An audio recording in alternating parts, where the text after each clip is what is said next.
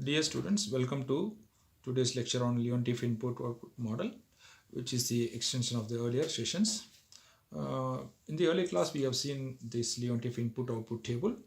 Here you have n industries, industry 1, industry 2, industry 3 up to industry n, and this x1, x2, x3 up to xn are the total outputs produced by respective industries. Here C1, C2, C3 up to Cn were the demands called final demands for the respective industries. The question in this Leontief input-output model is, when the final demand from C1 is changing to D1, C2 changing to D2, when C3 is changing to D3, when Cn is changing to Dn, then what will be the new output for all these industries? That's the question.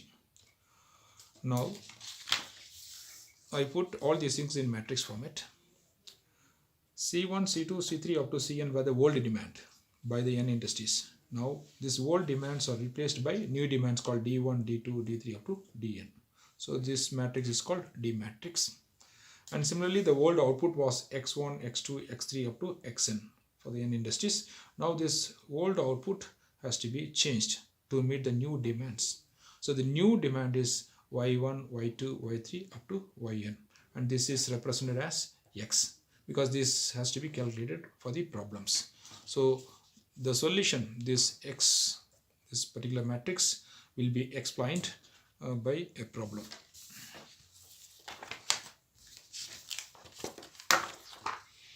Let us take this problem. In this problem there are two sectors, agriculture sector and industrial sector. In this problem, agriculture sector is producing 1000 as its total output. Industrial sector is producing 2000 as its total output. Now, agriculture sector, out of its total 1000 units, 300 is sold to agriculture itself, 600 to industrial sector. So, 600 plus 300 is 900. From 1900, if you subtract, the remaining 100 is kept as the final demand. Industrial sector, out of its total 2000 units of output, 400 is sold to agriculture sector and 1200 to itself. So 1200 plus 400 is 1600. From 1600, if you subtract, the remaining is 400 is kept as the final demand by industry. Now the question is, if the demand for the next year is 200 units for agriculture, that means for agriculture, instead of 100, the final demand is going to be 200. And for the industry, instead of 400, it is going to be 800. So when this 100 is changing to 200 and 400 is changing to 800, how this output will be changed? So you have to find out the new output to meet this new final demands. And you have to test Hawkins-Simon conditions in this problem, which will be explained in this solution part. So now to start with, let x is equal to y1, y2 be the gross output vector. What does it mean? This y1 is the new production for the agriculture sector and y2 will be the new production for the industrial sector. These two things you have to calculate, and these two things represent the gross output vector. And what is the demand? New demand is 200 for agriculture and this 800 for industrial sector. Agriculture and industrial sector. Now, in the process of getting the solution, the first step is to find out the technology matrix. How will you find out technology matrix? Technology matrix, its other name is input output coefficient matrix. So technology matrix is represented as A. It's a 2 by 2 matrix because you have two sectors in this problem. When you have three sectors, you'll have 3 by 3 matrix as the technology matrix. How will you calculate this technology matrix from the given problem? The problem is like this. So 300 units, 400 units from agriculture and industry, both are required to produce 1000 as its output for agriculture. Now the technology matrix is going to give you how much is needed for the agriculture sector to produce 1 nultrum worth of its product. So this 300 you divide by 1000 and 400 you divide by 1000. So in the first column. And in the second column, 600 you divide by 2000 and 1200 you divide by 2000. When you simplify this one, you will get these fractions. So this is the final technology matrix. What does it mean? Let us think once again. So agriculture sector has to purchase this much Nultrum from agriculture department itself and this much from industrial sector itself. So when you purchase this much from here, this much from here, that much is required by the agriculture sector to produce 1 Nultrum worth. So very important concept here is, in order to produce 1 Nultrum worth, how much agriculture sector is purchasing from the other industries? That's a question.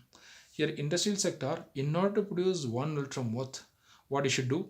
3 by 10 has to be purchased from agriculture and 3 by 5 has to be purchased from industrial sector in order to produce 1 Nultrum worth for the industrial sector.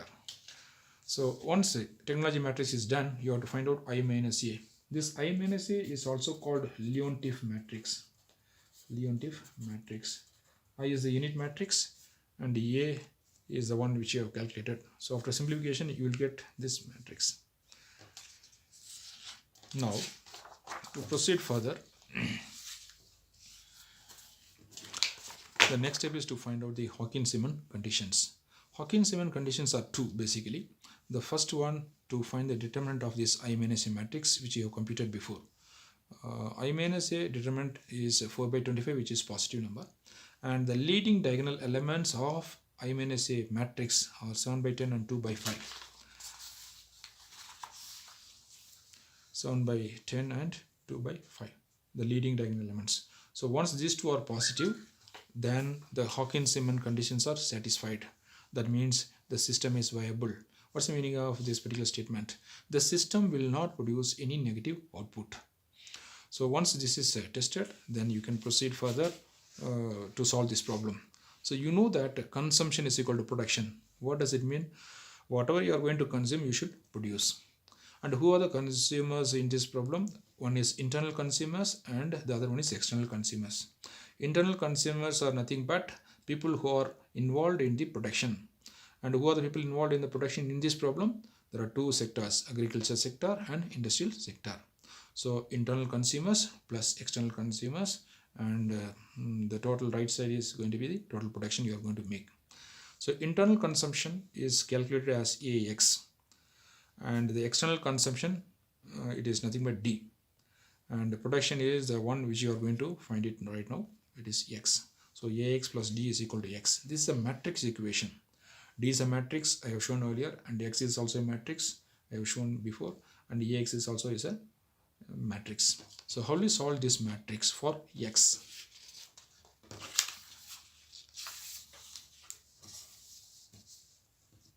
So from the step, you keep D here, this AX you bring to the right hand side, X minus AX, and everything is matrix.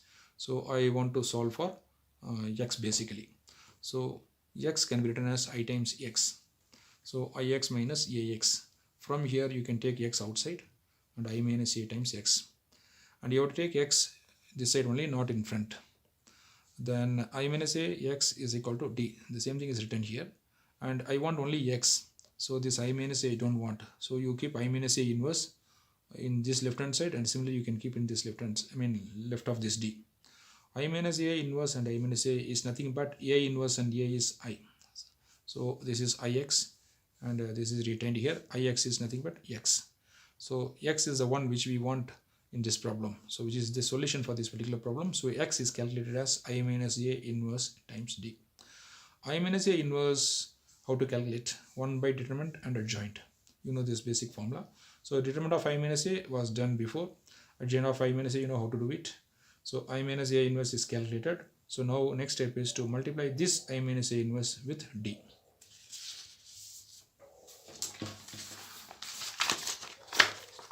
So I minus A inverse into D. D is the new demand vector, 200, 800. I minus A inverse is kept here. When you multiply, you will get 2000 and 4000. What is X? It is Y1 and Y2. Y1 is the amount produced by agriculture sector, which is 2000, and Y2 is the amount produced by the industrial sector. So this completes the solution to the problem.